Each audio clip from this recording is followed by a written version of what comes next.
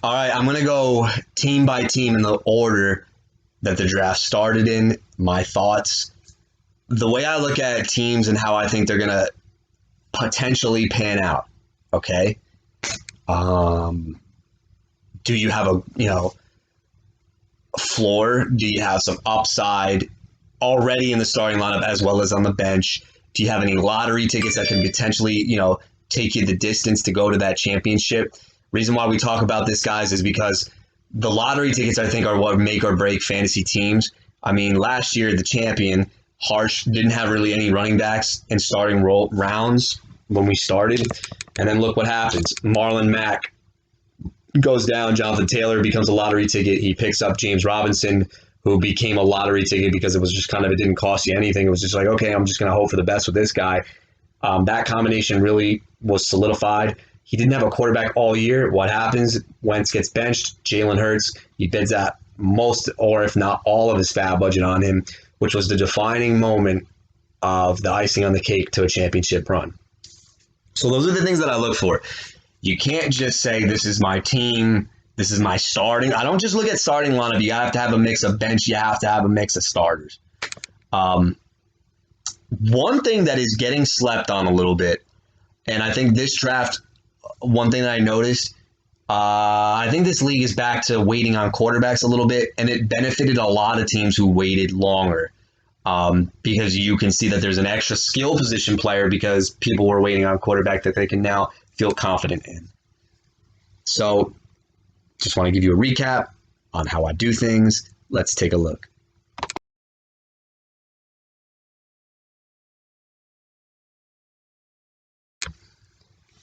We're going to kick it off with our gracious host who did a fantastic job. I absolutely love the setup. I couldn't stop staring at it the whole time. Mr. David Kreir. And having a number one pick, there's a lot of pressure on some of the things, because you can't really mess up with a number one pick. When I look at this team, I think my thoughts are exactly, it's funny, my thoughts are the same thing that I'm going to say to him this year that I said to him last year. What do I mean by that? Last year, if I'm not mistaken, I said that David Kreir's team, the top, very, very top heavy with a loaded upside. Loaded with upside and elite potential. But then the flexes I wasn't so thrilled about. And I think that's the same thing here. For starters, you waited to, I think it was round 10, you got Aaron Rodgers. Yeah, absolutely. This guy still, especially last year, he threw for a lot more touchdowns than people expected because they thought that he was falling off. He's not falling off by any means, guys. Just that 1 year Aaron Jones had a crap ton of touchdowns. Fantastic pick. Robert Woods and T. Higgins, I do believe, can be their team's number one wide receivers. And I think that the Bengals, one thing I really wanted to do that I was unable to establish this year was to get a Cincinnati Bengal. They can't run the ball. Joe Burrow has to throw like 50 times. Higgins, I think, is going to be his number one target. I love that pick a lot. Robert Woods, I love the pick. I think, obviously, a little bit of a reach. But the guy, I think, with Stafford is probably going to be in for a career year.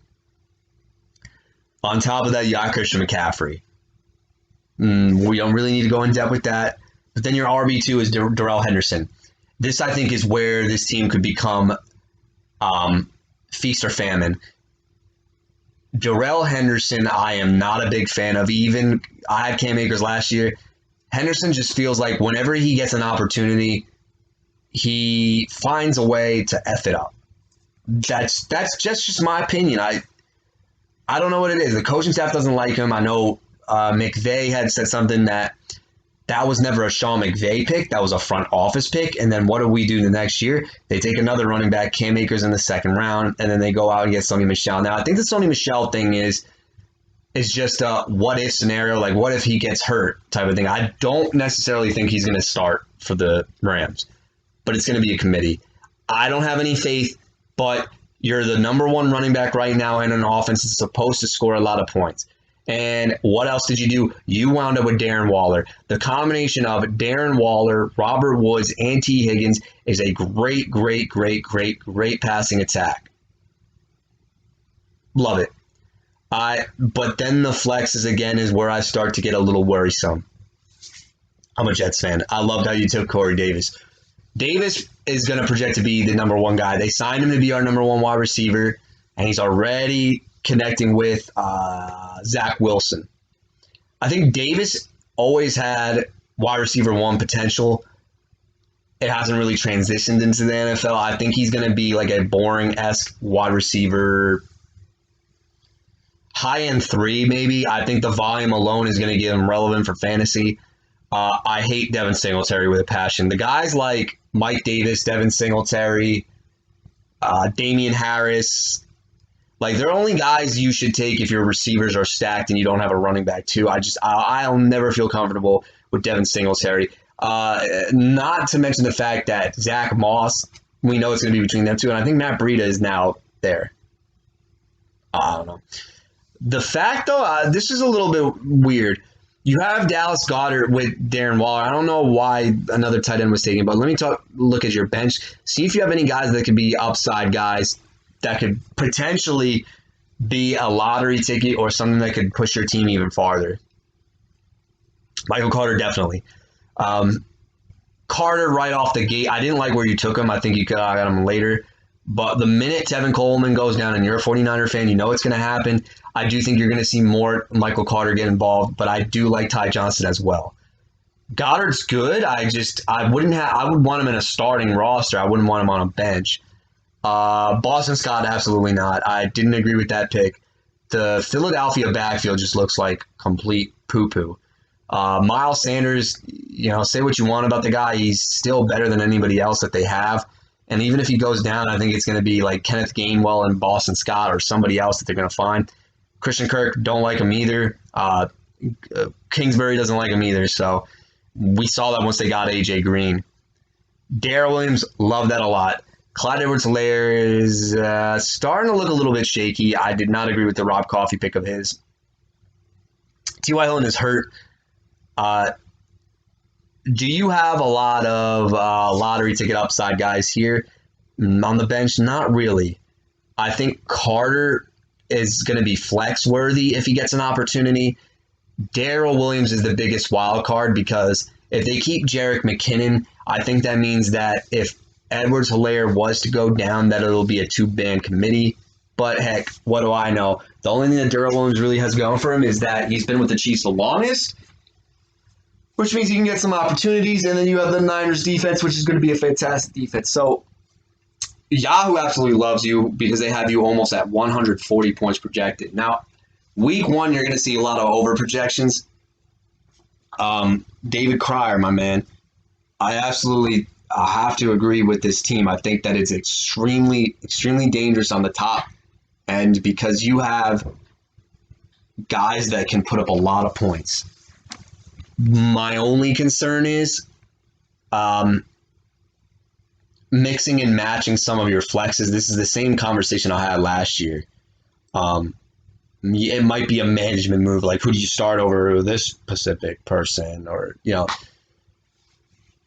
I would say that this is a team to be reckoned with.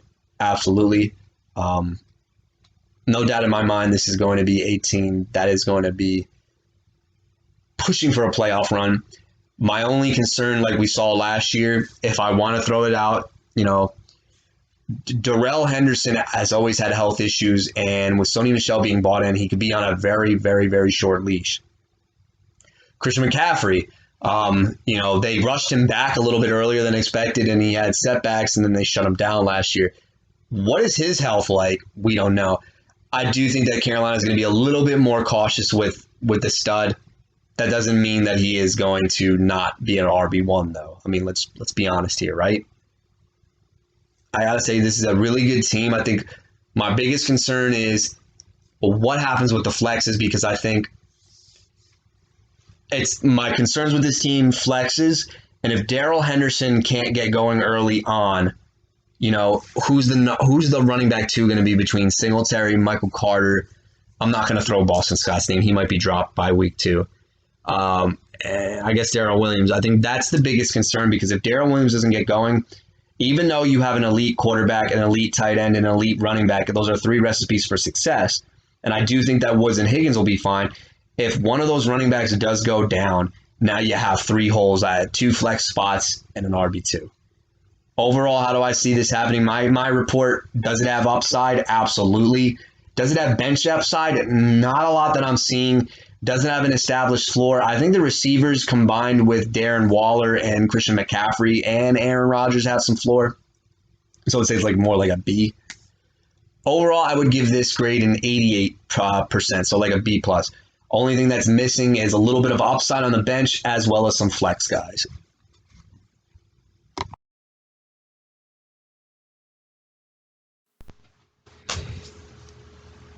We are now going to the person who had the number 2 pick in the fantasy football draft, and that is Alan Williams. My prediction was he was going to trade out of this pick. Alan, I know you're listening. I know you've been looking forward to this. You want me to be honest? I'm going to be as honest as I can be with this. I know you didn't like this pick. Your comfort zone is like F running backs. I'm going to stack on receivers, and I'm going to take handcuffs before people can get them. And that's why you have become probably the one person whenever I draft that I'm super worried about because the run on handcuffs starts earlier because you started because your strategy is always different. Not a lot of people go 0 RB. It's usually 1 or 2 people in a draft or modified or / anchor RB, which means you take 1 running back and then you hammer receivers, which is what I thought you were going to do. I had mentioned that this took you out of your comfort zone, and I think the draft that you had definitely showed that you were out of your comfort zone a little bit. I'm going to go through a lot of things that I noticed and some positives, some negatives. I'm just going to give you the whole thing and then what I think this draft grade is going to be. You did the right thing by going Dalvin Cook. Now, the Derrick Henry news, I think a lot of people are starting to get off of Derrick Henry because they saw that he's carried the load way too many times. Not to mention the fact that, he doesn't get a lot of catches, but if they bring in Julio Jones and A.J. Brown, it's very hard to plan for that. So maybe he's good. Bottom line is this, a fully healthy season of Dalvin Cook like we saw last year, the guy is going to be an absolute stud. I have no concerns with his talent. The health is always the biggest concern I have with Dalvin Cook. He's not the most durable. So you got to ride or die with Dalvin Cook. Knock on wood. I think the last 2, I'm trying to remember. I believe the last 2 seasons, for the most part, he's been good, but he has missed like 1 or 2 games. He always has like one of these things where he needs like a break. I think maybe that's the way they're going to use him now. But my biggest kind of, I don't want to say red flag because they're not bad players, but a yellow caution flag was that you went Vikings back-to-back. I understand what you told me. You said, hey, that wasn't what I planned on doing. It's just the way the draft kind of came to me. When you have a guy like Dalvin Cook, though, and sacking Vikings, if they ever get up in a game, it's going to be all Dalvin Cook, and they're not going to throw the ball. Games where they're behind or they're in what we call catch-up mode, garbage time, whatever you want to call it, I think this combo might work out. Now, I don't expect the Vikings to be a good team, so for most of the part, it might be okay for you. But I still think this is a run-first team, and I do think it limits your upside by having 2 guys on the same team. It's the reason why I passed up on Devontae Adams. I didn't want 2 Packers, although that combo might have worked out, but I don't feel comfortable taking my first 2 players on the same team. I guess, you wanted to hammer receiver early, and that was the guy that you had ranked the highest. I get it. I probably would have gone some other people, but looking at the other guys that were there, I'm assuming you don't like Keenan Allen because you call him Glass Allen. Robert Woods was a reach. CeeDee Lamb would have been way too not to your liking. And I guess the only guy, and I honestly thought Terry McLaurin was coming here. I probably would have went that route, but to each his own. The other thing that I have as a big question mark here is the running back. I honestly thought once you went Dalvin Cook, you were going to hammer receivers, and I thought for sure Trey Sermon and Javonte Williams were going to be your 5th and 6th round running backs because I saw it coming. And when Swift went here, it kind of threw a wrench into things. Now, I know you like DeAndre Swift's ability. This is going to be a very boring team. They're going to be in a lot of games where they're going to get blown out. no doubt about it. Swift is a talented running back, but we even saw last year he had a hard time staying on the field, and already in this year, he's already dealing with some kind of injury. Now, it's early. He's been resting. He hasn't had, from what I'm understanding is, I don't think he's been on the practice field and then he's pulled up with something. I think it's just the training staff's looking at him and they're saying, hey, we don't want you on the field right away. Swift, I felt like was going to get more discounted. I think you bought in on his, early draft season ranking, where I know he was falling into the fourth round. And like we talked about with Jamal Williams, he's not taking over DeAndre Swift's job, but he is going to put a thorn in his side a little bit. I think a healthy DeAndre Swift is good, but I mean, we had the brain injuries last year, and now he's got lower leg injuries or something. I'm not a big fan. I probably at that point, I think he still could have gotten Terry McLaurin there, and I easily would have done that. So I thought that was a big question mark. The other thing too is Kyle Pitts. I understand that a lot of people here, and I'll get back to this on my positive notes. I don't like taking these tight ends in like that round 4 through 8 range because I feel like they're just mediocre at best. Pitts, profiles as a Darren Waller comparison, and so I do think eventually once he gets into the groove of things, he's going to be a fantastic tight end. I think by next season he might even get hyped up into the 3rd round. I know you took him in the 4th, I believe. 2nd round, no way. I do project him to be the 2nd best Falcons receiver on that roster this year. I think this Russell Gage nonsense is absolute nonsense.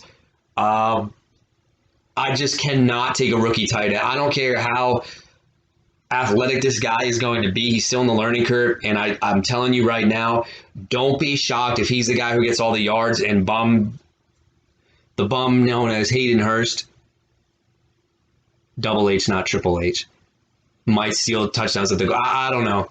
Someone just tells me he's going to operate. They're going to get him into the groove of things. I don't think he's going to be a warranted where you took him in the 4th round. And I honestly thought for sure, man, I know how you draft now.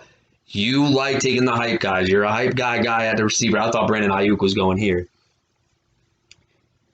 Here's my other concern too is that the flex question's very early on because you have McCole Hardman and Cortland Sutton. Hardman, I think, is an absolute bust. He's just not been able. He did not show any flashes year 2, and it's the same scheme.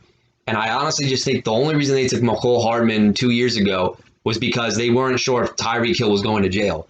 And I think he plays the Tyreek Hill role very well, but I do not think he can do anything else other than go deep down the field and run a drag route. That's pretty much all he can freaking do. He's got speed, but he's not very good with contested catches.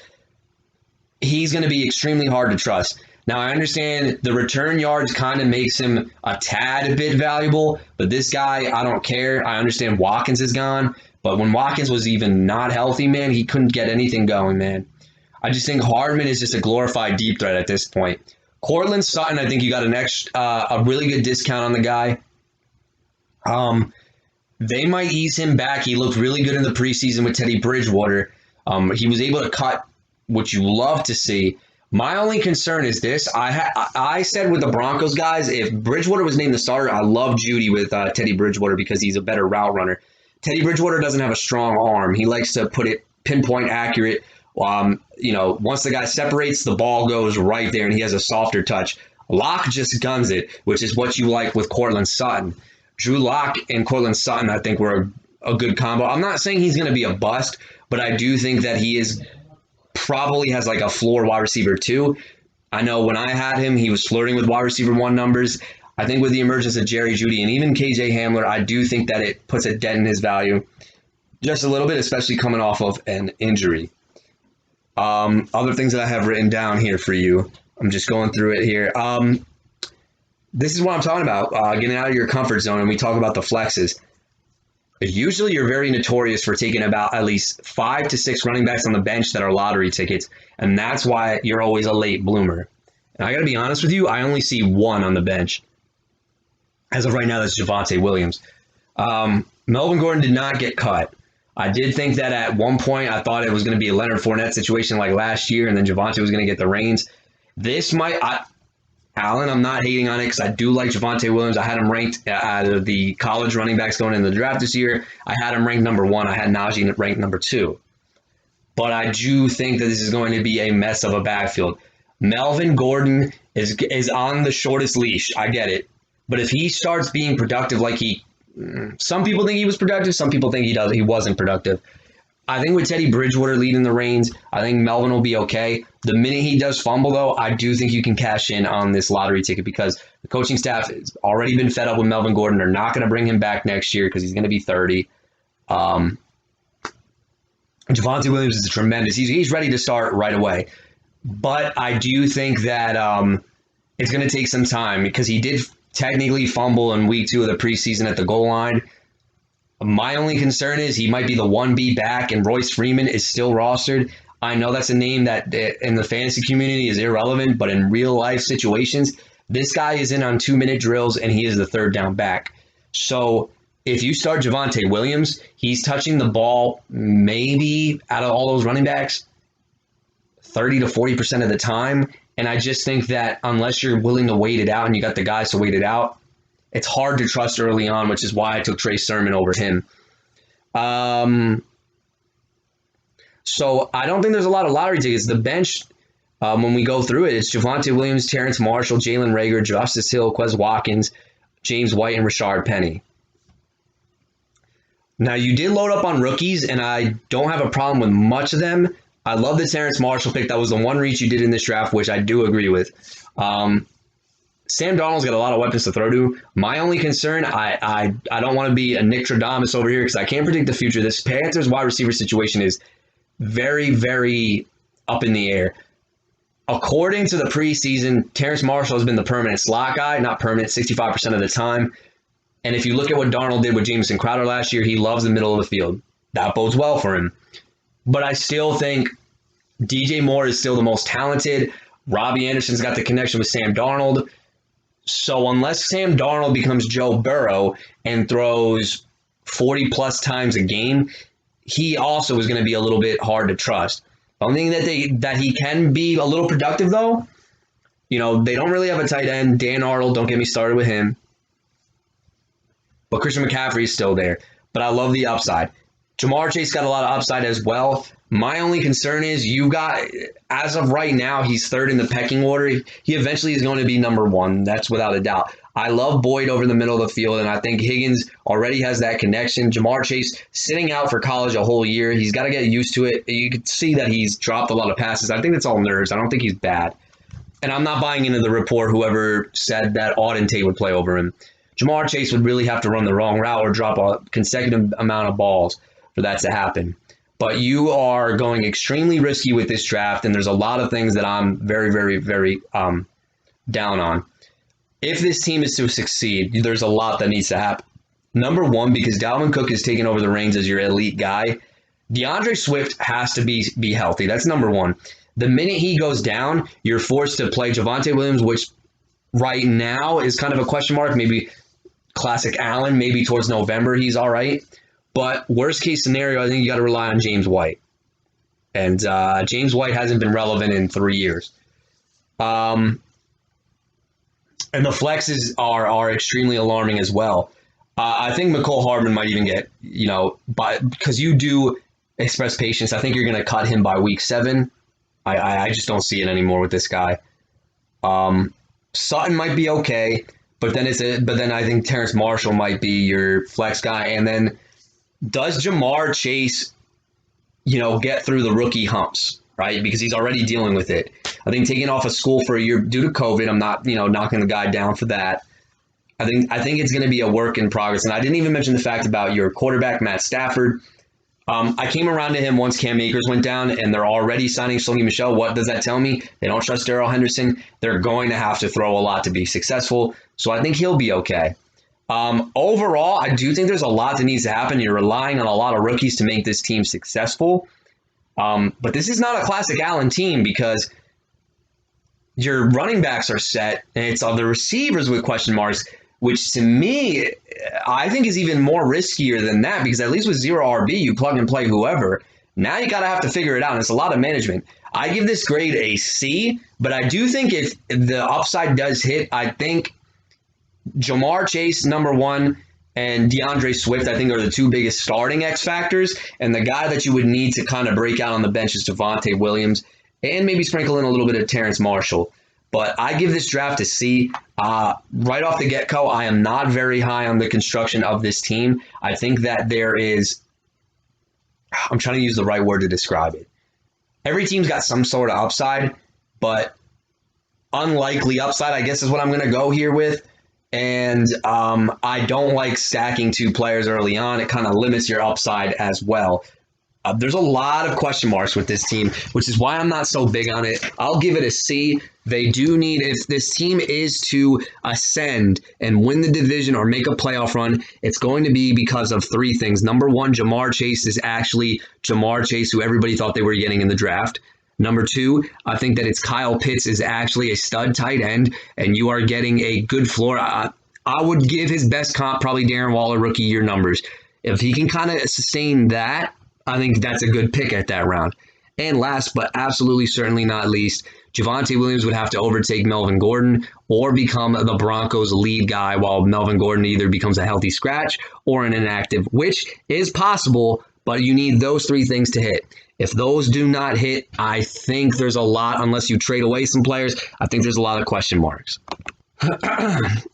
Okay, I know you've been asking for, been waiting, when are you going to do this? So it's the champ, the vintage one.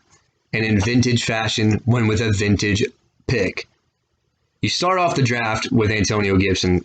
I thought you were BSing the whole time, and obviously you were not, so I respect you for that.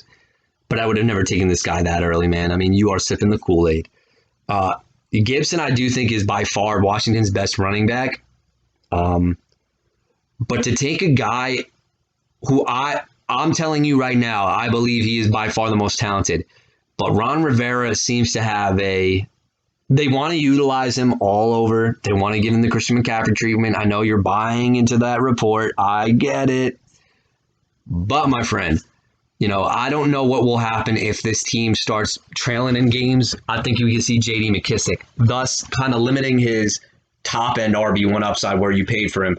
I think he becomes a top 12 running back, but where you got him, it's just, wow. Classic harsh.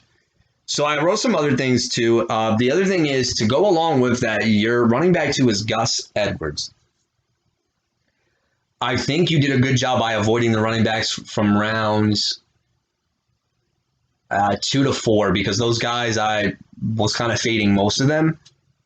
Gus Edwards, opportunity strikes, I guess, and you're going to see what this guy can do. I think if Antonio Gibson is sustaining low-end RB1 numbers, I think Gus Edwards, to me, is a boom or bust RB2. I had explained that the Baltimore receiving corps is a little bit dinged up. They might have to, scheme guys up for passes. Gus doesn't profile like that, but I would be shocked if he got more than 3 targets a game, to be honest, which then puts him into what I used to always call Alfred Morris syndrome, which means that if my guy's not getting a touchdown and not getting a lot of catches, he's getting 8 points. And that's just that should be your tight end off the waiver wire numbers. 8 points is nothing. So that's why I don't like it. It's oh, wow, this guy hit over 1,000 yards. But then you look, oh, he didn't catch the ball a lot, which is why in half PPR, these guys are not that valuable. But with J.K. Dobbins down, he's going to be the lead guy. But here's why I'm pumping the brakes. I think everybody, as soon as Dobbins was down, Gus Edwards, RB season. By the end of the year, I think he's, as comparable to Damian Harris. And not by a lot. The next thing I have written down, one combo that I think you complemented with very well. Now, I immediately looked at your starting roster and I was like, why is Ronald Jones? And then I remember it's because you have CeeDee Lamb in the COVID spot. A.J. Brown pairing with CeeDee Lamb is absolute beautiful. I think last year you knew what you were doing with Tyreek Hill and Devontae Adams. I don't think this is as potent as that combo that you had last year, but A.J. Brown is a slant away from taking it to the house and getting you a 14-point play or more. And I do think with Dak's shoulder injury, CeeDee Lamb's season is in full effect. I also think that he's going to be a PPR monster. He's going to get over 100 catches this year as long as Dak is healthy. Dink and dunk. I just think CeeDee Lamb is going to be the real deal. So to have a PPR possession guy with a high floor and the explosiveness of A.J. Brown, I mean, what else could you ask for? What else could you ask for? I love it. That was a great combo. The Adam Thielen thing threw me off a little bit, but I do think that the receivers, having Thielen and Debo, if they're healthy at that flex, I like the way it's set up because Thielen is going to be a boring Flores. There's no more upside anymore. I understand you're reading into the red zone target kind of thing. I just don't like, there's a lot of guys other than I would have. I thought for sure you were going Higgins or Ayuk, and I think I would have rather went those guys than Adam Thielen because at least, maybe not Ayuk, but at least Higgins is in a team that's going to have to throw the ball a lot more than where Adam Thielen is at. Logan Thomas, I think, could surprisingly be the secret weapon on this team, just because he might be the icing on the cake if this team is to go any further, and I'll touch on that a little bit more. I mentioned the flexes with Thielen and Debo. I love when you traded down and you got Kyler Murray. This, I think, puts everything together. Because when you have Antonio Gibson and Gus Edwards, who are your running backs are your biggest question marks, I think the receivers will be absolutely fine. You have an elite quarterback to cover one of those running backs, right? Look, okay, I had no running backs last year, and Kyler Murray was getting his floor was absolutely insane before the shoulder injury, obviously. You knew what you were doing here, and you locked in Kyler Murray. I think that pick alone, I think, makes this team make people think about that. Maybe it could definitely have another championship run, definitely a playoff run. I do think if Kyler Murray was not rostered here, this team to me would be a little bit more on the questionable side, early on at least. Now let me see what you did on the bench. Now the one thing is, okay, how does the bench look? Are these just plug-in guys, or do you have some lottery tickets here? And I'm going through it right now. Demarcus Robinson, Devonta Smith, Elijah Moore, Quadre Ollison, Amon-Ra St. Brown, Marlon Mack, and Joe Burrow for whatever reason. I don't know, but not a lot of lottery tickets here. The only guys that stand out really to me are Devonta Smith, and I do think that Ronald Jones, I'm always also on the bench once CD. Ronald Jones is only startable, I think, once Leonard Fournette goes down, because if Gio Bernard goes down, it's still a two-headed committee, and it's a hot hand approach, and he is always on the shortest leash. The minute he misses a blocking, it's just Bruce Arians doesn't like this guy. I mean, I've been very vocal about him too. Devonta Smith, though, I think is your big lottery ticket. That's the only guy that I could see. Elijah Moore, I think, is eventually going to be the Jets' best receiver, but with Corey Davis, having a connection with Zach Wilson and they're developing routes for him, it's going to be weird. I honestly am shocked that we still have Jamison Crowder. I thought for sure that guy was going to get cut. But yeah, I mean, that's just kind of my thoughts. I think you don't have a lot of running back lottery tickets. I see it more on the receiver side, which then tells me you really need your running backs to stay healthy. And I think that's the number one key. So if this team is to go pretty far and make a championship run, I think Gus Edwards needs to be the lead guy. That's key number one.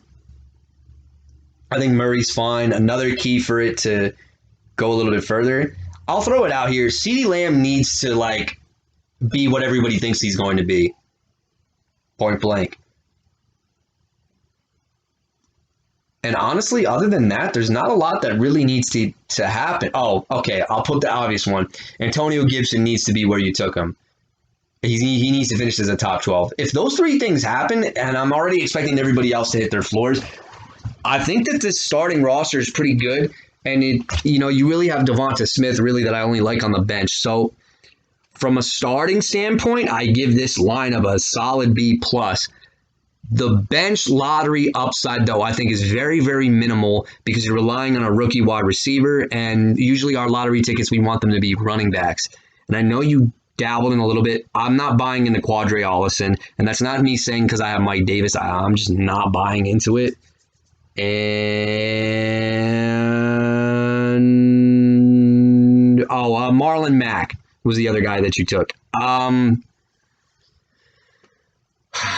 I don't see Jonathan Taylor getting hurt. If he does, okay, maybe you have something here. But reports haven't been good about Marlon Mack. He's still not 100% recovered. That's a hard injury to recover from. I give the starting lineup alone, although it's got minimal upside on the bench. I'm going to give it a solid B plus because I do think that the core of everything gels together very well, presumably. But if the running backs don't hit, or the minute one of these running backs either struggles, gets hurt, or is in a committee, there's going to be a little bit of crack in the armor, but that's kind of what happened with his team last year, and the receivers stepped up their game. I think you're going to need the same recipe.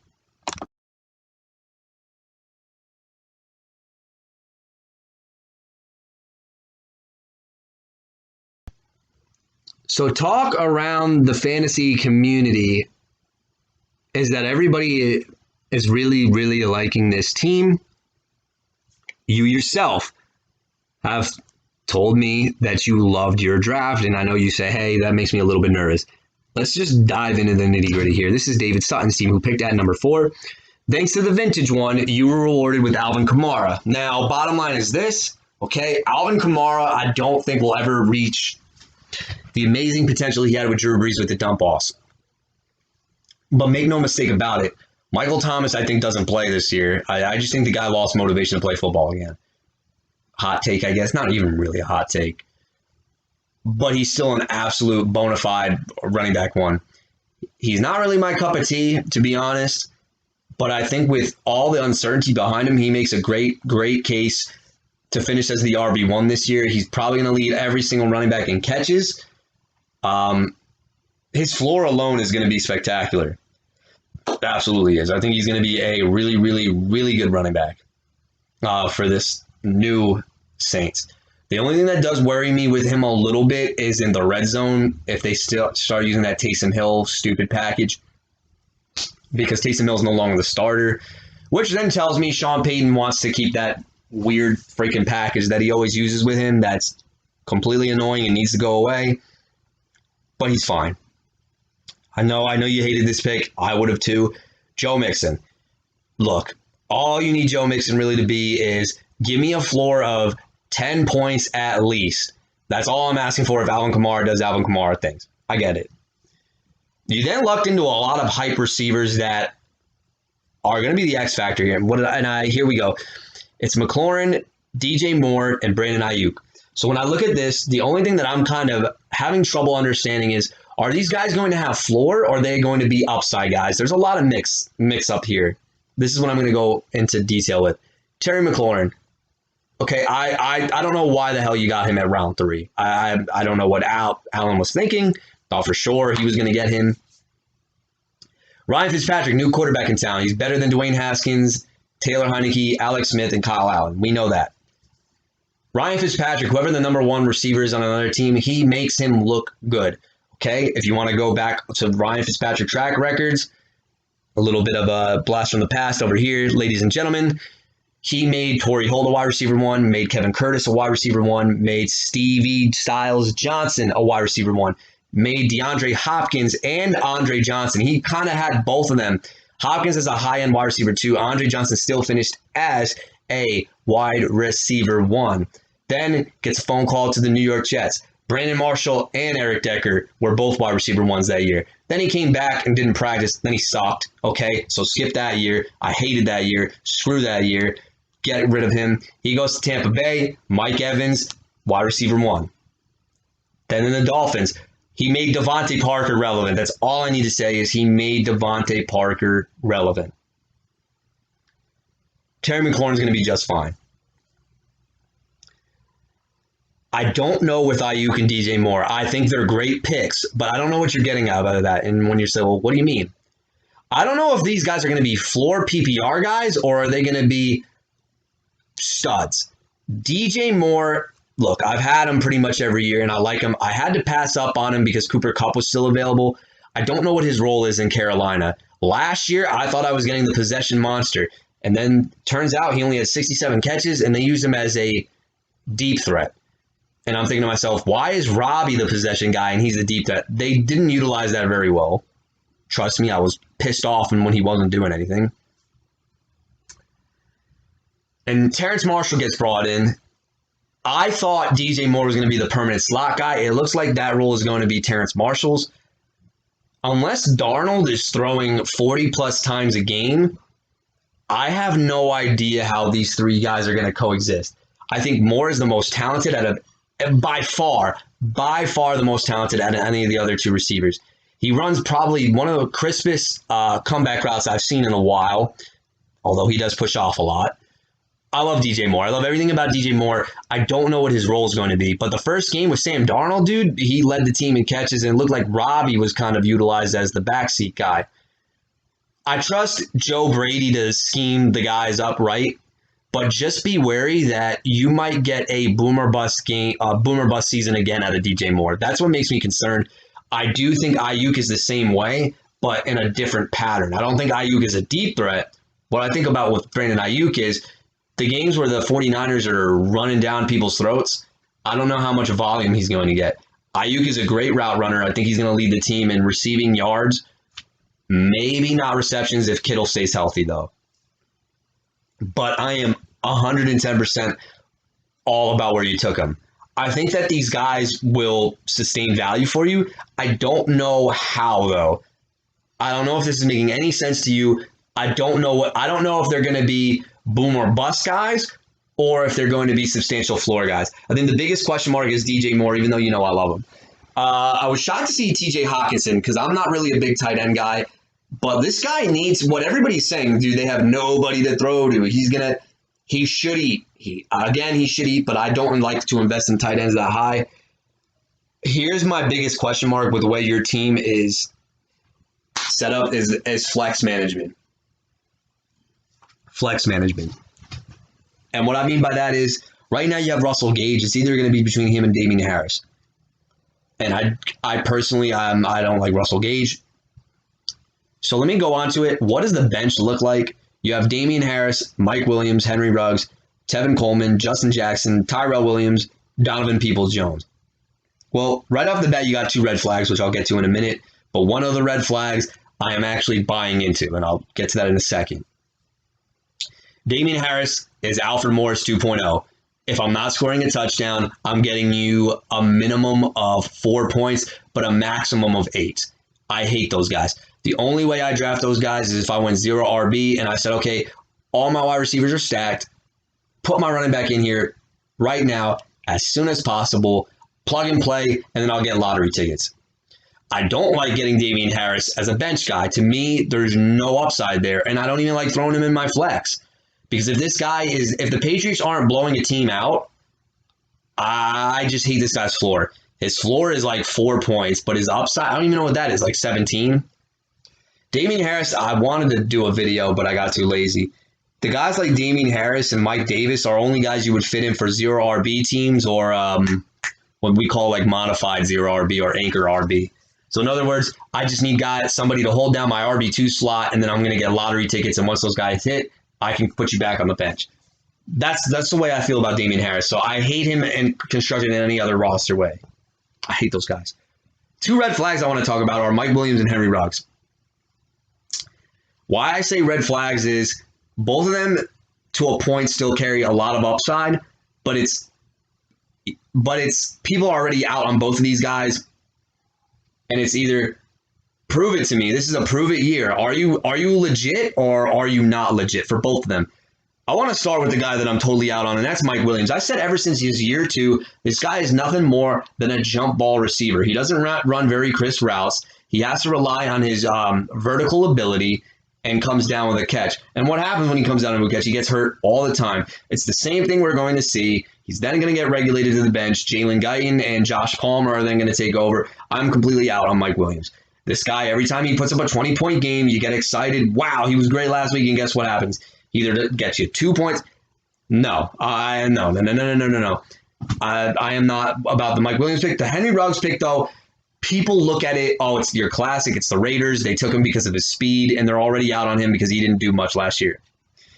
I loved Henry Ruggs in week 1. I understand, like, okay, that's 1 week. They do I can't even speak. They do such a good scheme to get him open because they focus so much on Waller. The crossing routes they run with him on play action, if he gets open, if it's man-to-man coverage, it's amazing. But I do feel like with Ruggs' deep threat ability, they need to set up the run in order for him to be a monster.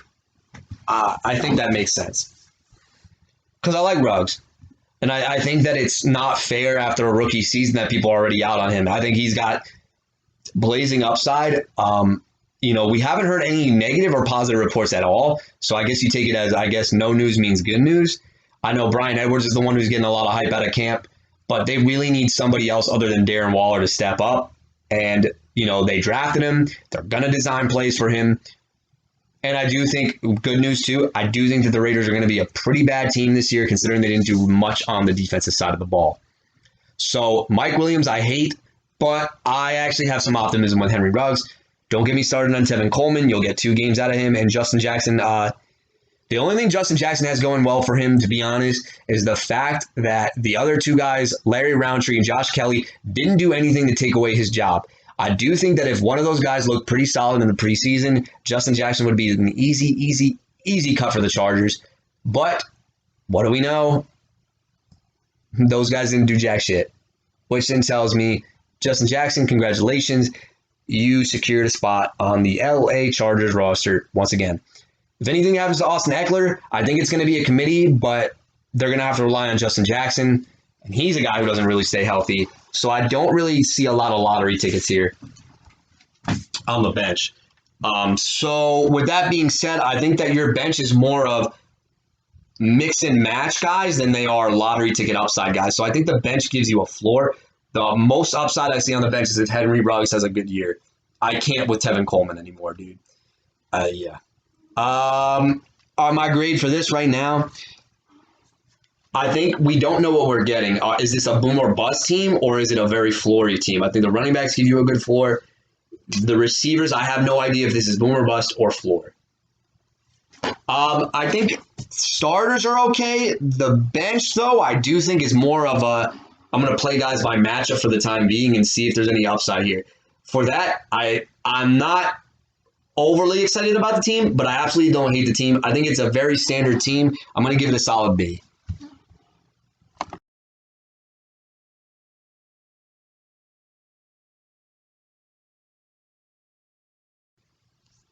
Next up, we have Patrick Starr, who was a Falcons fan, came with a Saquon Barkley jersey, and then wound up with Derrick Henry. I'm still confused. Anyway, here we go. Right off the bat, you got Derrick Henry. I think that you got your first 3 picks, I think, have potential to finish number 1 at their position. Derrick Henry is the running back 1. Keenan Allen can finish as the wide receiver 1, and DeAndre Hopkins. If there's one award I want to give you, I think you have the best wide receiver combo in the draft. I think Hopkins and Keenan Allen are, without a doubt in my mind, the 2 best wide receiver combos that you could have obtained. I just realized this too. You have the Herbert stack with Keenan Allen. I love that as well. So I do think that quarterback, 2 receivers, and your running back 1, I think they alone, on a great week alone, could get you 100 points combined. But the RB2, the tight end, and the flexes are where I'm really starting to see what's going on here. Josh Jacobs, I just think at this point we know that he's no longer a workhorse back because he gets hurt all the time. And even his rookie year, they were too cautious with him, and he was upset about that. And then he got hurt again last year, which is why they bring in Kenyon Drake. I think this is more of a 1A, 1B situation. I still think Jacobs is by far the better back. I don't know why you love Noah Fant so much. I can't get behind this guy. He just doesn't do anything for me. Chase Edmonds, had him last year. He's still going to be the lead back in a high potent offense. I think he's going to get serviceable volume to finish as a low end RB2. But here we go with the flex position. What do we know about this flex position? We don't know anything right now. I'm assuming Will Fuller goes in there. The bench, you handcuffed Kenyon Drake. I didn't even realize that. That's okay, I guess. This is going to sound weird. I think you need either one of Kenyon Drake or Josh Jacobs to get hurt in order to unlock their potential. That's the weirdest thing, but sometimes that works out for the better. Will Fuller, Kenyon Drake, Darrington Evans, Gabe Davis, Xavier Jones, Cole Kmet, Traquan Smith, Jameson Crowder, and Michael Thomas on the pup. As far as bench guys, I think your upside could be unlocked a lot with Darrington Evans and Gabe Davis. I know Fuller's going to be there in the starting lineup. Gabe Davis is good. My only issue with Gabe Davis is that he's still kind of like the fourth operating wide receiver on this team. Gabe Davis does a really good job of running deep a lot, which is why he catches a lot of touchdowns. But I need to see a little bit more than just that. The reason why he wasn't picked a lot earlier, I think, is because of the signing of Emmanuel Sanders. And Cole Beasley still over the middle of the field, as annoying as that is, still a problem. So there you have it. That's just my little take. Patrick, let me see what I wrote down here. Like I had mentioned before, I think of roster construction, I think your top four guys are absolute studs. I honestly think those four guys alone could get you 100 points. It's possible, which means that everybody else on your team just needs to get around 8 to 10 each to get like a really good week. So I think the top four guys alone are elite enough to kind of make your team have a serviceable floor. But I think it's up for your management to kind of figure out, okay, what am I doing with running back 2?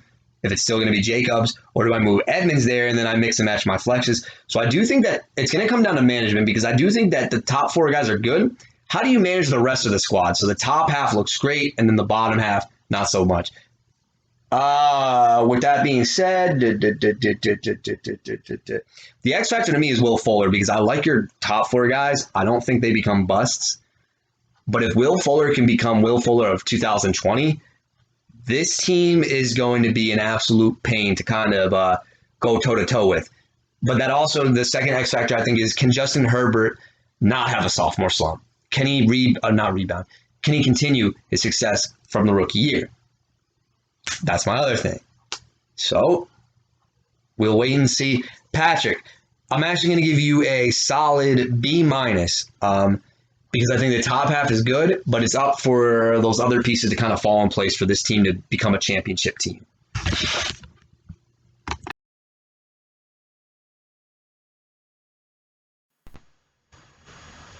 Well, I guess the timing was perfect for this one, because this is September 1st, as I'm recording this recap, and we land on just the man who loves the motivation of when I hate on the team, Mr. Andre Jones. I want to say right now, I flat out did not agree with your move, so maybe this is the tone that you're looking for, because I absolutely hated that trade. No way would I have done that in $1 million. I actually thought that you got a value at A.J. Dillon in the 7th round. I thought for sure he was going to go at the end of the 6th, and you were able to get him, I think it was the end of the 7th. He's a lottery ticket guy, you know, definite. I'm not big on his skill set as a workhorse back. I think he's great for the snow, but in no way would I have traded away that potential for a guy who's proven to be a bust and a guy who's another bust who can't stay healthy. I just think you flat out lost that deal, but we'll see how the season progresses. And I'll touch more on the trade that you did. So when I look at the way this team is mixed up, this is me being honest, this is not me. I'm not even in your division anymore, so I'm going to give it to you straight. I think this team has a decent mix of floor and upside. I want to start with the running back combo. Zeke Elliott, I do believe, my bold take is that he finishes as the running back number 1 this season. I think after what happened with Dak Prescott last year, their defense is really, really bad.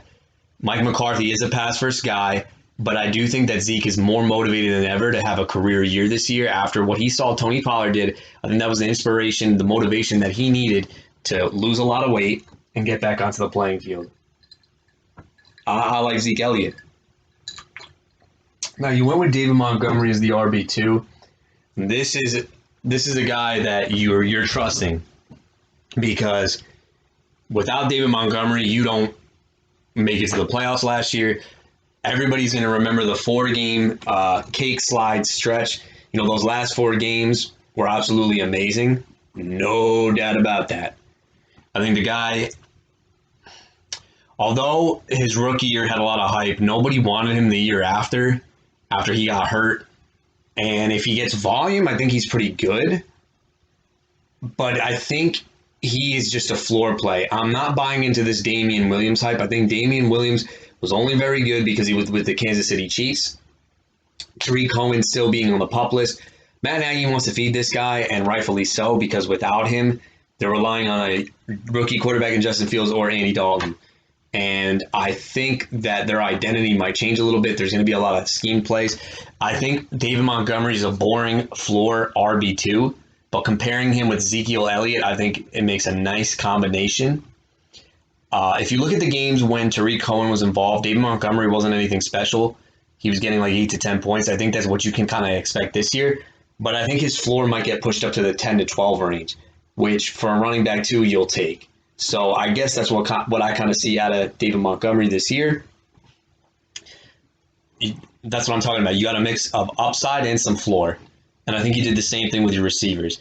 Calvin Ridley and Deontay Johnson. Calvin Ridley might lead the league in targets this year. But I think the combination of Calvin Ridley and Deontay Johnson, there's a case to be made that they can combine for over 300 targets each. Oh, not each. That's insane. I'm sorry. A combined 300 targets between the both of them. Deontay Johnson was a target hog last year. Everybody saw the numbers when he was starting in the game. And when he finished the game, he was always leading Pittsburgh. I think his route running, and you saw it his rookie year, which is why he was so hyped. Great route runner. We got to fix the drops a little bit. I understand that. And a lot of people think that, well, with Chase Claypool looming and Juju's still there, maybe he is on a short leash. Regardless, he's a great route runner. And Ben, it doesn't matter how many times he dropped the ball, Ben still went to his way. I definitely had him ranked way higher than all the other Pittsburgh receivers. I had Deontay Johnson as my wide receiver 22, and the other Pittsburgh guys, I had Claypool wide receiver 40 and Juju wide receiver 46. So that's a large gap. I'm expecting him to get all the targets in this offense. I think Juju is kind of a second read guy at this point, and Claypool to me is a boom or bust wide receiver 3. I like this combination a lot. I don't know if this was your intent to do that, but if you're expecting me to hate on this team, I'm not right now. I think the running backs will stabilize your points on a weekly basis, and I do think there's a tremendous amount of upside and floor with these wide receivers because they're going to get a lot of volume. When I look at everything else, you did a right move. I don't remember what tight end you drafted. I wasn't a fan of that. But you got Gerald Everett, and this is a guy that I thought I was going to wind up with my last pick of the draft. Things changed when I saw Higbee in the 14th. Gerald Everett is going to be a stud. People forget in 2019, before he got hurt, he was a vocal part of the Rams offense with Jared Goff. He's now going to a better quarterback in Russell Wilson. And ladies and gentlemen, Russell Wilson has not had a tight end that has been reliable, either health-wise or production-wise, since, if I'm going to be 100% honest, I am drawing a blank here. John Carlson, maybe? I have no idea. I'm drawing a blank. I know Will Dissly, was a hype guy 3-4 years ago because he had a good place, but he always got hurt. Jacob Hollister never worked out. And ladies and gentlemen, I'm still. Oh, Luke Wilson, and who's the other guy? Fuck. Andre, you gotta help me out here. Super Bowl guy.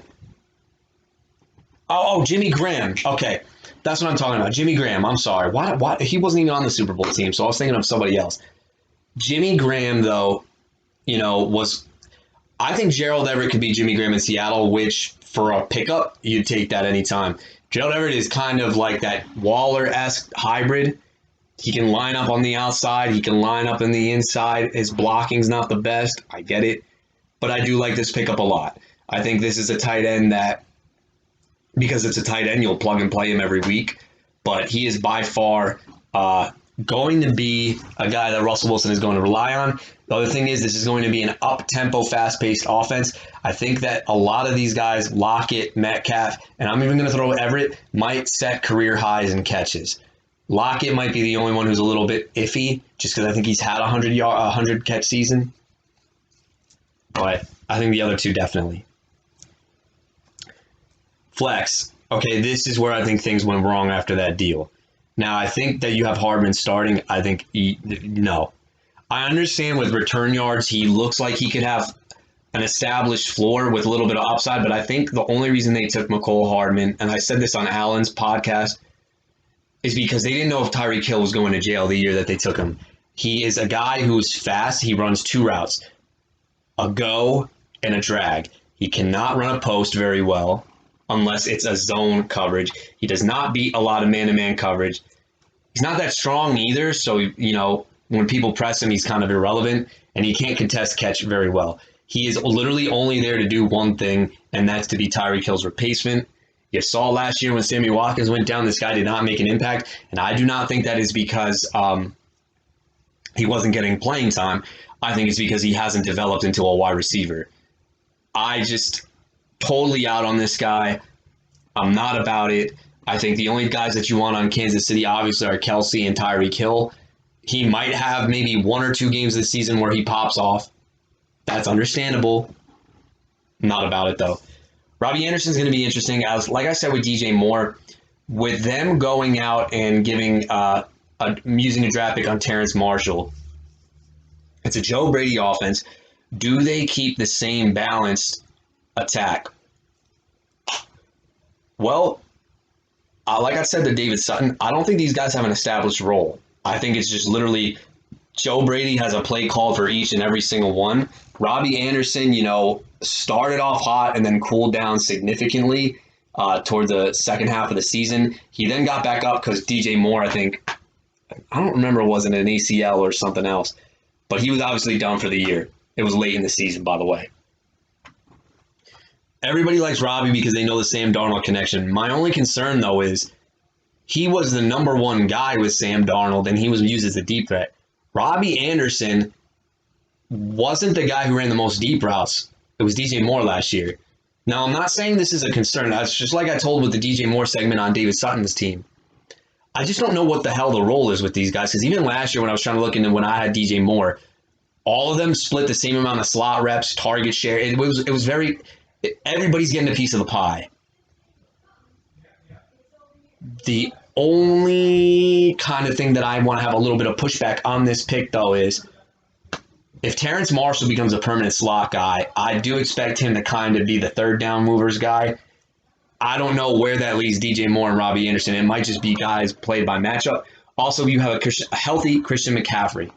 So if they're going to involve him in the offense a little bit more now, I, for one, don't want Sam Darnold throwing 40-plus times a game. But, hey, it's Joe Brady's offense. I don't know. Bottom line is I don't think Robbie Anderson becomes a bust. They did give him a 2-year extension, which means that he's part of this game plan. So I like it. The other thing that I want to talk about is you have QBs with upside. You got Trey Lance and you got Jalen Hurts. Jalen Hurts, I think, is the definition of a really crappy real-life quarterback, but very good for fantasy. Trey Lance is the ultimate prize here. I think Trey Lance becomes Colin Kaepernick 2.0. I think the San Francisco 49ers are going to have design packages for him at the goal line. And then as the season progresses, he's going to take over the starting role. Jalen Hurts, though, for the first 2 to 3 games was really well, and then I think he got figured out a little bit. But you got a healthy receiving core this year. Because I think last year he was throwing to Quez Watkins was his go-to guy. But as far as lottery tickets, Kareem Hunt's going to start for you, I think. You gave away your one in A.J. Dillon. I would have kept and held on that. Antonio Brown's going to be an interesting one because the Buccaneers guys, I don't feel – the only one I think that's safe to draft is Godwin because he has the slot role with Brady. But AB, man, he's the value pick. So if this guy doesn't turn out, you didn't spend a high draft capital. My prediction is Mike Evans becomes the bust out of the 3 based on draft capital. But again, how are we going to manage that flex spot is where I think the floor versus upside come into play.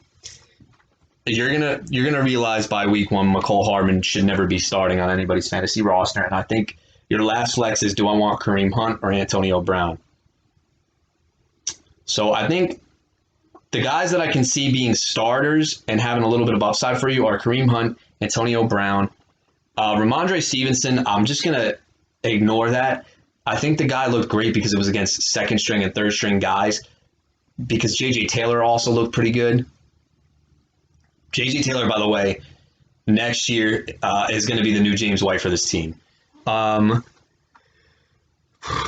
Rondale Moore is an interesting one because he's going to play the slot in Arizona. You saw some in Arizona, but you dropped AJ Green. So how do I see this team going forward? I think like a lot of teams, now that I'm going in my recap, I think it's a good floor team. I don't think it blows any team out of the water, though. But the combination of Hurts, Ridley, Deontay Johnson, Ezekiel Elliott, and David Montgomery are going to command the most percentage of those teams' plays. And on a good week, this could be 100 points combined from that. I don't even think this is an area of weakness. I just think it's like established floor. The flex is not Hardman, but if Hunt's in there or even Antonio Brown, I think they have a really good floor that they can go with as well.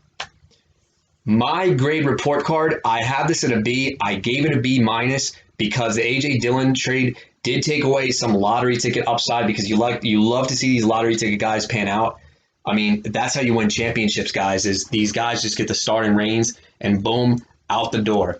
I mean, look at the vintage one last year. Jonathan Taylor, even though that's not a lottery ticket because he took him at the third round, even though he was supposed to go in the fifth. James Robinson was a lottery ticket, though. Those two alone, because he wins 0 RB, made him win a championship.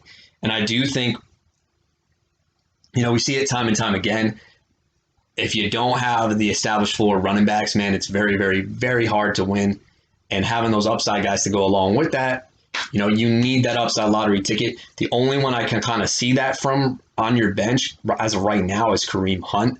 And he didn't even do that well with Chubb being out. I think Hunt actually is a better running back in a rotation in the Stefanski offense. I think Hunt was great in Kansas City. I mean, who isn't? But I give this a B minus. I think it's a really, really good established floor team. But the upside to me is a big question mark, which is why I have this as a B minus. This does not mean I am out on this team. No. Doesn't mean that it's out on this team by any means. Because when you look at it, you potentially have a quarterback, a wide receiver, and a running back that could finish as number one at their respective spots. So I think from that, if it's up to Andre's management, that's a B minus. It has some potential, but the upside is the biggest question mark.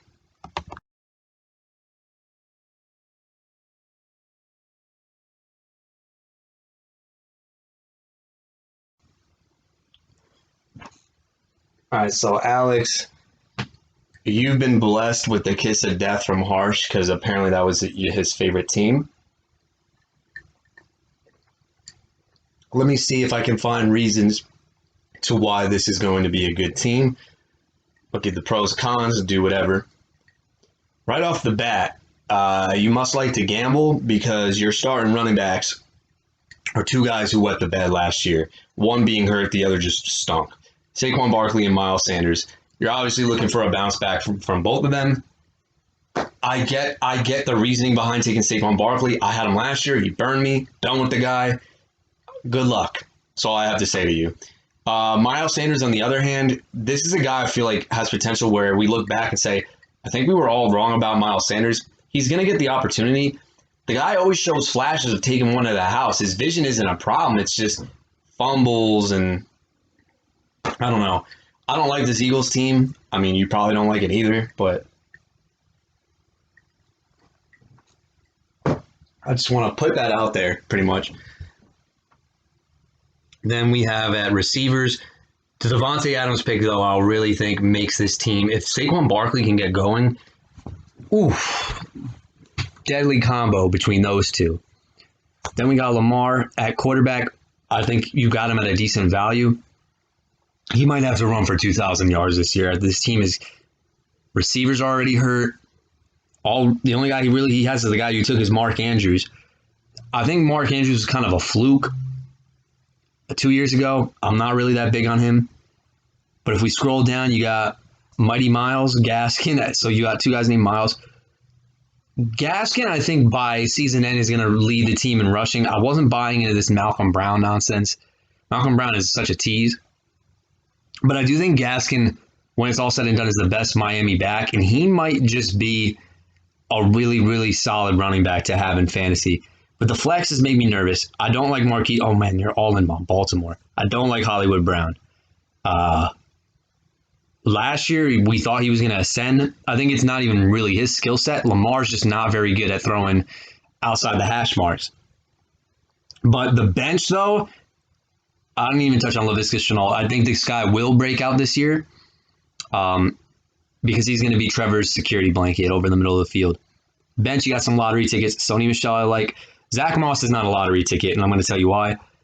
I just think him and Devin Singletary kill each other, their value. Even if Singletary goes down, I haven't seen enough out of Zach Moss to get confident in. Marvin Jones Jr.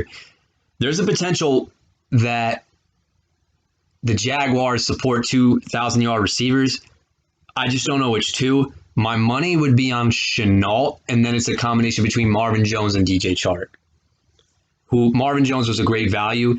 I honestly had him pegged going into the ninth, and then I think we had the drunk moment where we're like, oh my God, this guy's still on the board. Kenneth Gainwell, I'm not really too big on. That's just kind of insurance for Miles. I get it. Justin Fields, that was your what the heck pick. You know, it might not be that bad. Darius Slay, and I'm not big on. So the reason why I think when I look at this team, I think you have a lot of insurance here if something goes wrong. So I think that's good. But the reason why I'm not big on that anymore is because it kind of limits your upside with other guys that you could plug and play on the bench. With that being said, though, I mean, Lamar, Devontae Adams, and Saquon Barkley, you're another team that potentially has three people that can finish at number one at their position. I think that's why Harsh was in love. But if you honestly ask me why he fell in love, you took his guy, Laviska Shenault, and he loves Sony Michel and Zach Moss. So I think by him seeing those three guys, that's probably why he liked it a lot.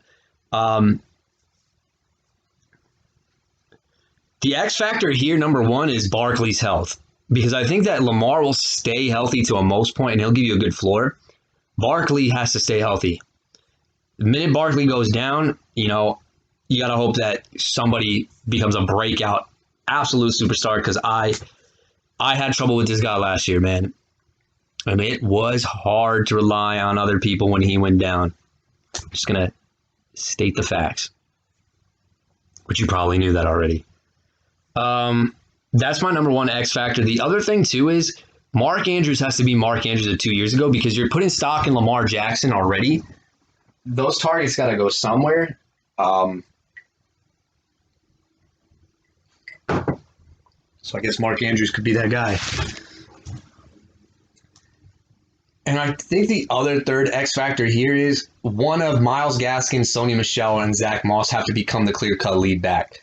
I think if those three things happen, assuming that everything else goes according to plan, this is definitely going to be a team that's going to scare a lot of people. The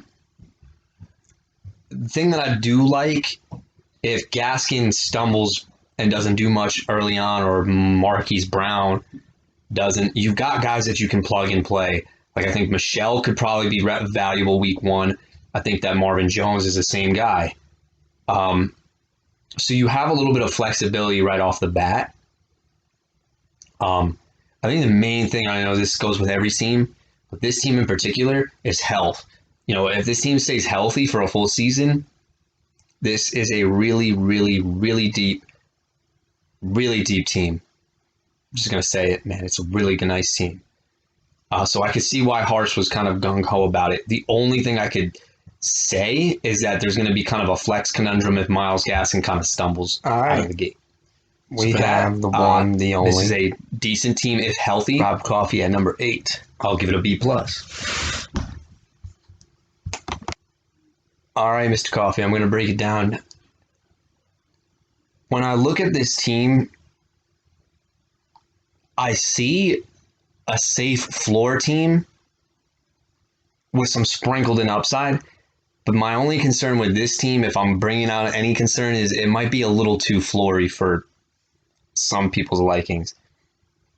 The running back combo to start with your first two picks, Austin Eckler to Clyde Edwards-Helaire. I think Eckler has a really good floor. Health we know is a concern. I mean, nobody's going to lie to you about that. But Eckler, has such a high floor. I might even say his floor with that offense, assuming that he's still a vocal point, his floor might be 14 to 15. So that's a really good floor you like to have as an RB1. So I agree with the reach there. I didn't expect that to be your pick. Edwards-Helaire is the biggest X factor here. He's hurt, and he didn't really do much when he came back. No, excuse me. Once they got Le'Veon Bell, I know Le'Veon Bell's gone, and this is supposed to be their featured guy of the future. So I get why you took a risk on there. I probably would have gone a receiver in the second round, though. But I get it. People get scared at running backs, and there's running backs that they don't trust. So I understand why that was chosen at that spot. Godwin, I will agree with you on the point that I think he's the safest out of any of the Buccaneer guys, but I don't think that means that he's going to have explosive games. He might have, if we look back at it, he might have 2 to 3 games where he goes all for 2 touchdowns, but I do think everything else is relatively like 10 to 12 around that range, if that makes any sense. George Kittle is another X factor here. Is a guy who's never healthy. Best player available you win with after Cooper Kupp was taken, and I think Lockett was taken. That leads you to Jerry Jeudy as the wide receiver 2. You're very fortunate you lucked out on this one because I thought for sure Allen was going to reach on that, or Harsh, one of the two. Like his skill set a lot. You heard me on the phone. I think he's going to be great with Teddy Bridgewater. I think they're going to be a match made in heaven. If Drew Lock is still the quarterback, I am not in on Jerry Jeudy. The fact of the matter is it's Teddy Bridgewater. He's going to be precise. You might be able, I think Harsh used a comparison. He might be Robbie Anderson of last year. I think skill set wise, he's a lot better than Robbie Anderson. But this guy has precise route running, and Teddy Bridgewater is very, very accurate. I'm expecting him to lead the team in targets. I'm expecting him to lead the team in catches and yards. I think touchdowns might be a healthy Sutton, though. Boyd is another safe floor guy. Tyler Boyd doesn't have a lot of upside, but he's going to get volume. He's going to work the intermediate places of the field, and then so is Juju. There's no more upside with Juju Smith-Schuster. Just boring floor guys. Then when I look at this starting lineup, it's got a lot. Oh, Sam Darnold. I think you're going to stream quarterbacks. Got a lot of potential, right? I think it's going to be very safe, though. It might be one of those things where if I look down, it's going to be 12, 10, 17, 14, 10, 10, 10. So I think it's always going to be a consistent, like you might average between 120 to 130. But what you did that I liked, because this offense I think is beatable unless you get luck breaking your way on the bench. Jamal Williams is going to be a plug and play. Alan was talking why he took him, and I said Clyde Edwards-Helaire is a little iffy. If he can't go, Jamal Williams is going to be plugged into the RB2 spot. Tony Pollard, a great lottery ticket. Michael Pittman for receivers, great lottery ticket. Jacoby Myers, great lottery ticket. I don't like Damian Williams is the only guy on your bench I don't like. All these other guys are literally like lottery ticket guys. The minute something happens and these guys start to get a full workload, this team can really, really have a high, like very, very high floor. And now what I mean by floor is I'm already having this team's floor between 120 to 130 a week. If these guys get in there, that floor goes up to 130, something like that. There are a lot of guys that can be started. I think this whole bench is all starters. When it comes to bench players, I think you're one of the top 3 teams. I have to look at everybody else, but I think these guys could, if we had a week, if you need to start these guys week 1 is what I'm saying, I think you could start any single one of them except maybe not Damian Williams. But the other guys I think you could plug and play. Pollard's a little questionable, but I like the talent. And you have New England defense. I think, if I'm not mistaken, that might be your whole defense for the whole year.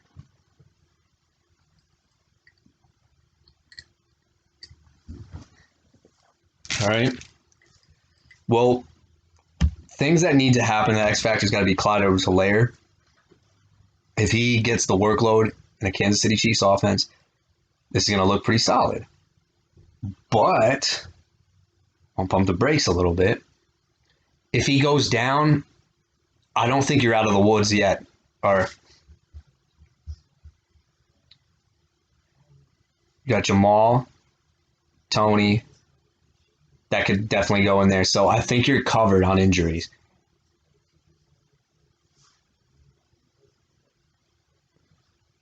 So overall, what I'm telling you, this is a very good team. The minute one of these lottery ticket guys, especially the running backs, get into a groove, I'm expecting a trade to happen because you're going to be full of depth, or regardless, you're going to be set. So I'm going to give this one. I got to be honest, I didn't like it at first when I looked at it, but I think with the upside, I'm giving it from a B to a B plus.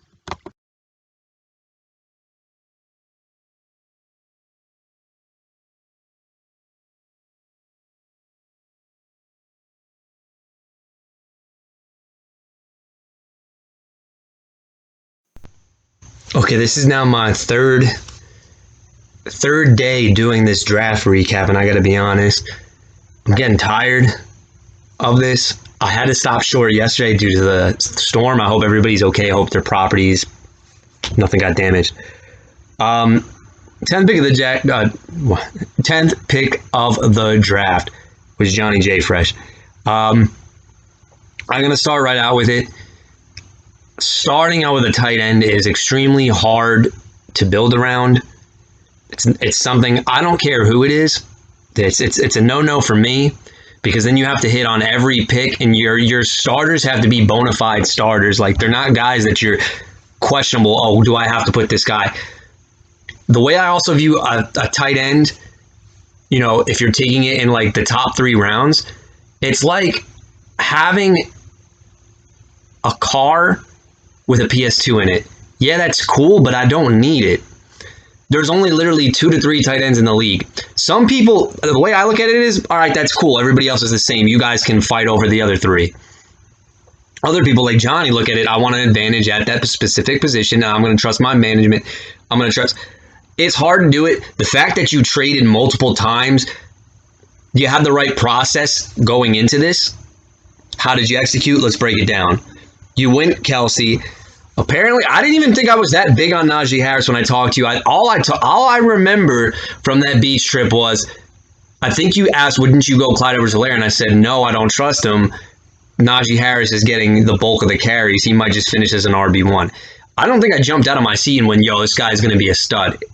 I don't remember what I said. I'll trust your instincts on it. Obviously, you heard me say something that made you want to trade into it. B Magic needs to stop trading with you. That's number one. But you did save me because I like the way my team turned out. Because if I did go double running backs, I wouldn't feel confident in the receiver setup. Then on top of that, you were out of the 3rd round, and then you traded, I think you got 2 4th-round picks, or you got the 5th-round pick. You went with Tyler Lockett, Mike Evans, and Julio Jones. This team looks fantastic with upside if this was 3 years ago. I think this team, if this was a team 3 years ago, holy crap. I don't know how you would end up with that team. But I want to break it down. Lockett's going to be okay. Like I had talked about, my concern, I've had Tyler Lockett for the last 2 years. Love him to death. He's a phenomenal guy, and he's got connection with Russell Wilson. My concern with Tyler Lockett is the minute he gets put on an injury report, he gets babied for a while.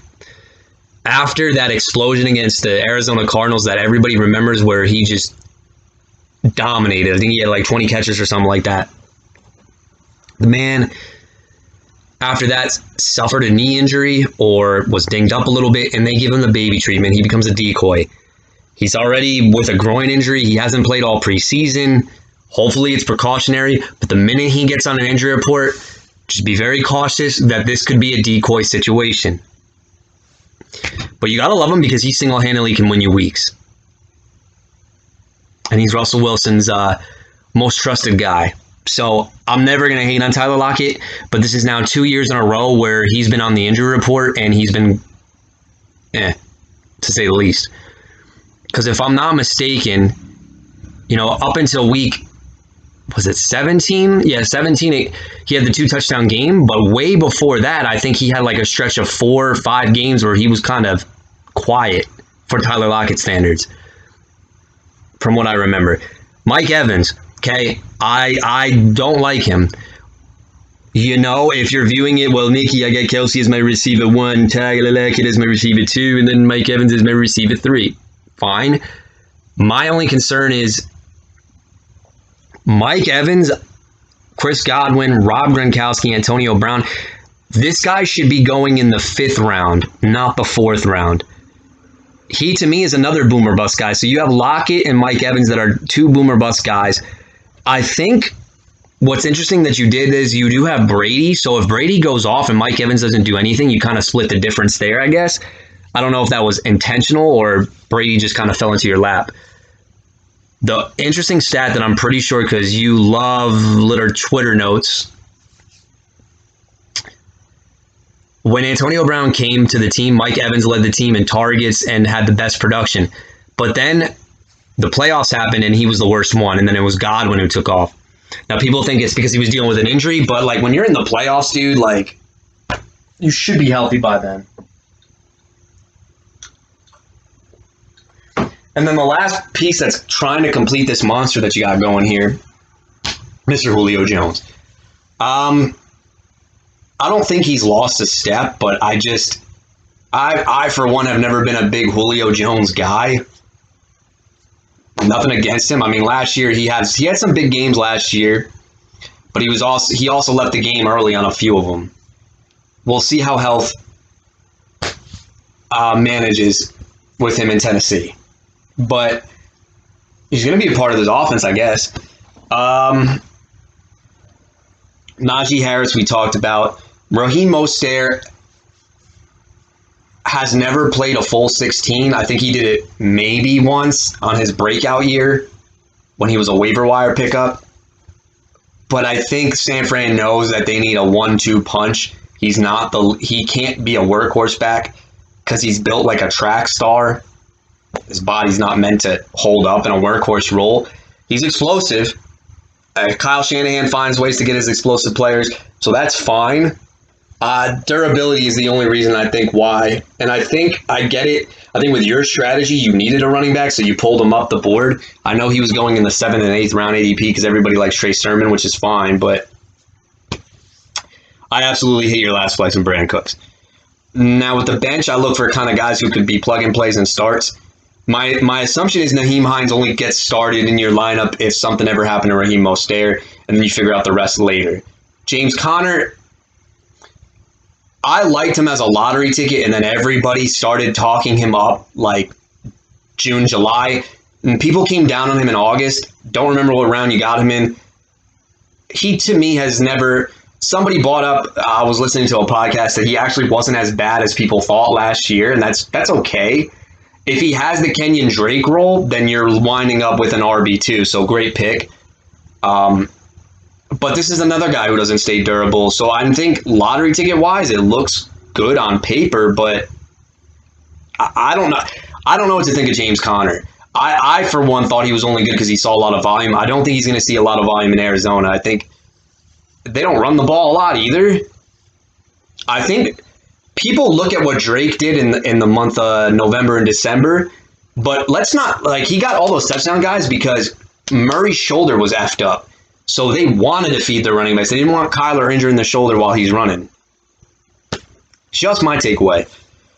Curtis Samuel, Nyheim Hines, Alexander Madison, Cole Beasley, Robert Tonyan, Mark Ingram, Ryan Tannehill. Don't even know why you have those two on the IR, to be honest. Let me give it to you like this.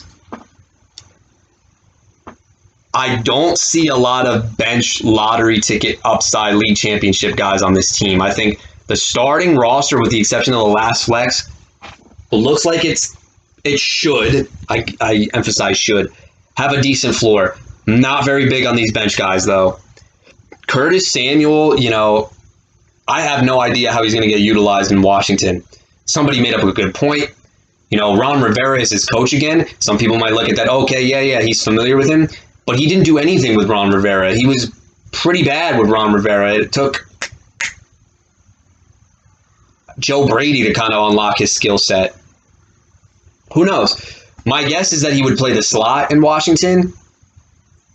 Terry McLaurin just profiles as Fitzpatrick's favorite guy, but we'll see with Curtis Samuel. Hines is very hard to trust because he looks like he's a solid PPR guy, but he's inconsistent. There's games where he doesn't do anything, so he's kind of a weird guy to have. My thing is, if you drafted Naheem Hines, you got to start him because you're not going to be able to sell him. Even if Jonathan Taylor does get hurt, he's not a starting back. Madison is a fake. I said this last year. Fake handcuff. That's a waste of a pick. Cole Beasley. I think he's going to be your last flex. I hate to admit it, but he's way better than Brandon Cooks. I don't know why Brandon Cooks is starting in your last flex. Tunyon. I see this already that you're going to trade him to B Magic. The reason why I'm not totally hating on this team, you're going to find a way to trade with somebody, whether it's B Magic again. I don't care who it is. The bench, I think, if something, I don't want to go to the route where injuries happen and then, you get somebody on the bench to fill in. I think these are more bye-week fill-in guys than they are league-winning upside guys, which tells me that the way this is constructed is that you feel confident that either A, these guys are going to stay healthy in your starting roster, or B, you're expecting phenomenal years, and I just need everybody else to fill in. So with that being said, I think that there is a decent floor here, but I think very minimal overall team constructed upside. So classic J build, you're probably going to find somebody to trade with. I'm going to give this a B-. Reason why I do that is, even though you do have Travis Kelce there, he kind of is your last flex and your tight end is, I get it. I think the key factors here are, number one, Tyler Lockett's got to stay healthy. If Tyler Lockett is not on the injury report, he already is.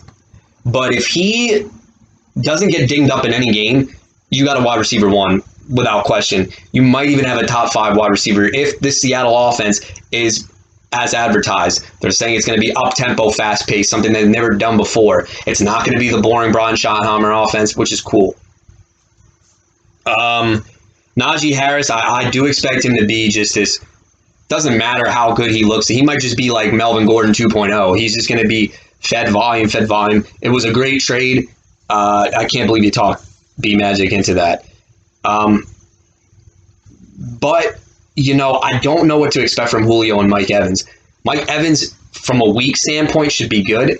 If Travis Kelce has an established floor and your running backs have an established floor, and then the Mike Evans, Tyler Lockett, and Julio Jones become boom-bust guys, I think you should be in a great position. You might be – this looks like it's a Paul-constructed team where it's like it goes off for like 150 one week and then goes all the way down to like 110. That's how I see this. I think but I think it's a decent enough floor to get some wins.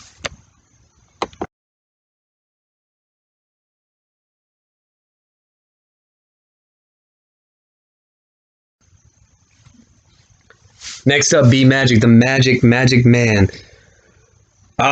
Interesting trades with Johnny in the draft that constructed this out a little differently, but I'm reading it right now, so I'll try to go on and see what I can kind of come up with. Nick Chubb, obviously you wanted to go running back, so you got Nick Chubb. As long as he's healthy, he's okay. James Robinson, after the ETN news, looks like he should be fine like he was last year, but Carlos Hyde's going to be on the field. I hate to admit it. Josh Allen and Stephon Diggs combo should be good if Diggs is healthy. Great value picking Amari Cooper in the 3rd round. That was the guy I really wanted. You took him right before me. So congratulations on that. The flexes. Fournette, I don't know. If all you need is Ronald Jones to fumble the ball, and then he's got the lead gig. DJ Chark Jr., I've been a big DJ Chark fan, but his stock has really fallen down. This is make it or break it for DJ Chark. I said this on Alex's team, either Shenault, Chark, or Marvin Jones. I think 2 of the 3 will hit with Trevor Lawrence, and 1 will be a bust. Right now, it looks like he's the bust, but I think talent alone should separate him from Marvin Jones at least. Bench. Melvin Gordon, Jarvis Landry, Michael Gallup, Devontae Parker, Emmanuel Sanders. So you're full of, other than Melvin Gordon, you have a lot of receivers on the bench that could eventually be plug-and-play guys. So we'll see how that goes. Trevor Lawrence too, which is funny. This kind of reminds me of how your team was a little bit set up last year. You had like after the draft, I'm saying like you had two wide receivers that were solid, and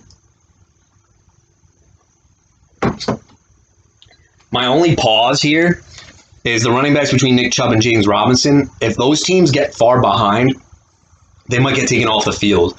For example, Kareem Hunt comes on third downs and when they're trailing behind. James Robinson, last year I think he got all the work because they didn't have anybody. ETN is gone.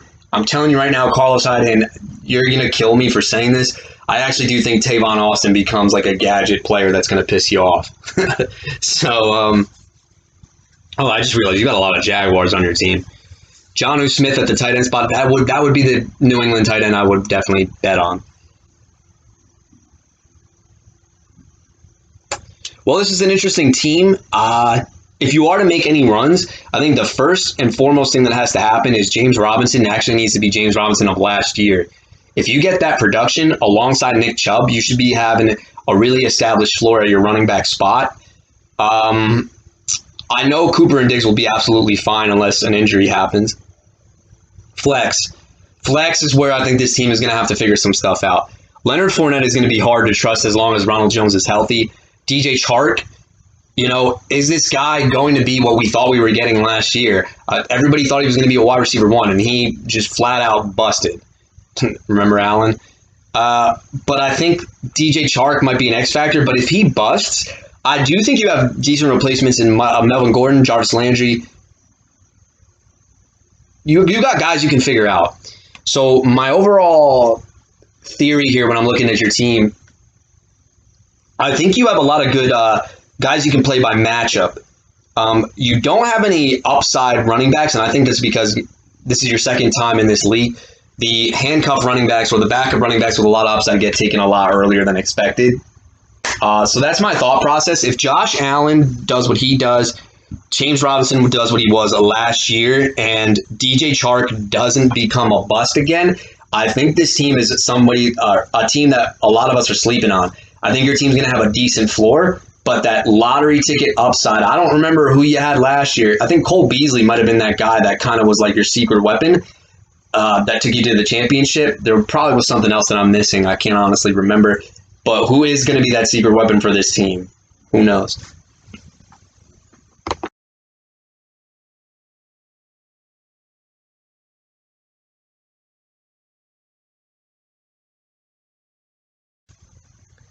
Paul, I got to say, when I look at this team, this is the definition of a Paul per call lineup. This is a classic Paul lineup. What do I mean by that? It's going to be 1 week goes off for 150, and the other week it's going to hit for maybe like 110. That's not a bad thing if you remember scoring last year was down by a lot. Let us begin. The Mahomes Tyreek Hill combo is going to be a nightmare. If Hill has 2 touchdowns, chances are you won the week. As long as Pat Mahomes throwing it, obviously. Running back wise, I actually do like the Chris Carson value you got. I had to pass up on him because I went DK Metcalf. I didn't expect to go DK Metcalf, just the way things turned out. A lot of people are getting nervous with Carson because they kept 5 running backs on the field. Don't panic about that. I just think that's worst case scenario. They need to figure out who's going to be the backup. Is it going to be DJ Dallas? Rashard Penny, I think, is just toast at this point. They kept somebody else. Drawing a blank. Who cares? Jonathan Taylor is interesting because I felt like I think when we had the rankings out in June, he was like a top 5 guy, and I can't believe he just kept falling. I think it's because of the Colts line, and people don't trust the Colts to use their running backs. Paul, I honestly do think this is a great value. I think having him paired up with Tyreek Hill, if both of them hit, that's a lot of freaking points. This is when I talk about these are your classic boom bust receivers: Odell Beckham, Chase Claypool, and Kenny Galladay.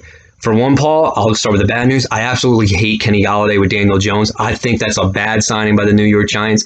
That Daniel Jones, unless he learns to take risks, the bad fit. Kenny Galladay is not a guy who separates. He's a guy who a gunslinger likes to have because he can make any jump ball kind of play. I don't like the fit there. Beckham, I can't fault on you for taking Odell Beckham. It's the 6th freaking round. If you took him in the 3rd round, I'd say, Paul, that was a dumb pick. But 6th round, hell yeah, go for it. Claypool's another guy. I think he's too boom or bust for my liking. So if your running backs have an established floor, I mean, I would hate to face this team because I don't know if it's going to be a 100-point week or a 150-point week. So it's going to keep me on the edge of my seat because I don't know what I'm getting from there. And I hate facing teams like that. Bench-wise, Mooney, Phillip Lindsay, J.D. McKissick, Rob Gronkowski, Paris Campbell, Nelson Aguilar, Giovanni Bernard, and whatever with Tariq Cohen. Mooney projects like he should be a breakout. I just can't. I don't know where you took him. His ADP was way too high for my liking. J.D. McKissick is decent if Gibson goes down. I'll give you that. But I don't think he has a standalone value. Lindsey, I think, is the most talented running back that the Texans have. Unfortunately, the Texans kept all their running backs, and they said that they're all up for sale, and they haven't cut them yet. So until they all get cut, I don't think Phillip Lindsay could be started. Rob Gronkowski, I guess if Gesicki busts, that's your backup plan. I love Paris Campbell. Guy has never stayed healthy, though, so keep that in mind. Aguilar, again, I think you have a lot of guys. This is classic Paul because you have a lot of boomer bust guys, and it's up for your management to decide who am I going to start this week. Tampa D, definitely like that, though. So is there upside from a week-to-week thing? There's upside. I don't know about long-term, though. Mahomes, Hill, Taylor, and a healthy Chris Carson for 16, I think, give you the most upside. From a long-term season standpoint, Beckham, Claypool, and Galladay, if they hit, are guys who can win you weeks. So my conclusion with this team is I don't know what's going to happen with this team. I'm not out on it. I'm not in on it. But it reminds me of those classic boomer bust Paul teams. So I think this is a classic setup by Paul.